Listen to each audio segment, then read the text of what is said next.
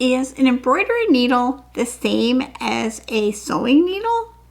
Welcome to Epida Studio. My name is Elizabeth and I help you make beautiful things with quilting, pujagi, and embroidery. So it might seem like a needle is just a needle. It's just a long thin piece of metal with a point at one end and a hole in the other end.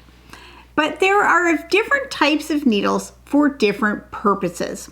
A hand sewing needle usually has a sharp tip and a round eye, and it is designed for piercing fabric and stitching with a fine piece of sewing thread. Now, if that is the only needle that you have and you want to try embroidery, you certainly can try embroidery with that.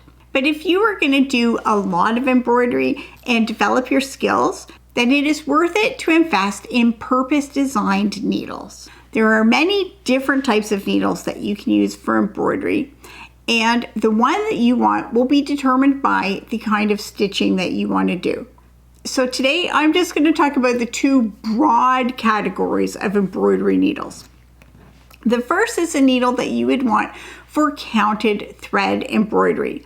So for those types of embroideries like cross stitch or needlepoint or bargello, you would want a needle that has a long eye and a dull tip. And the long eye is to accommodate the wider or thicker thread that you will be stitching with.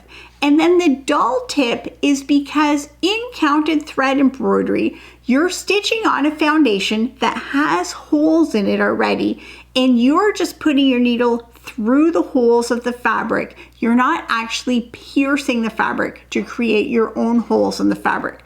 So a dull tip is all you need. You don't need a sharp tip.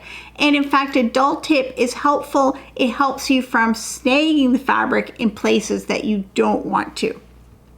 And so that's what you want for counted thread embroidery. And then for surface embroidery, you'll want a needle with a long eye and a sharp tip. The long eye, again, will accommodate the thread, and the sharp tip is for piercing the fabric. And so the size of needle you want will depend on what kind of fabric you're using, what kind of thread you're using, what kind of stitching you want to do. But those are the basic general guidelines. For more information about embroidery needles, you can check out my detailed tutorials about embroidery needles and tools that you need for stitching. So I always encourage people to start small when they're trying something new. There's no need to invest hundreds and hundreds of dollars into tools and equipment and supplies if you're just trying something and you're not sure if you're gonna like it.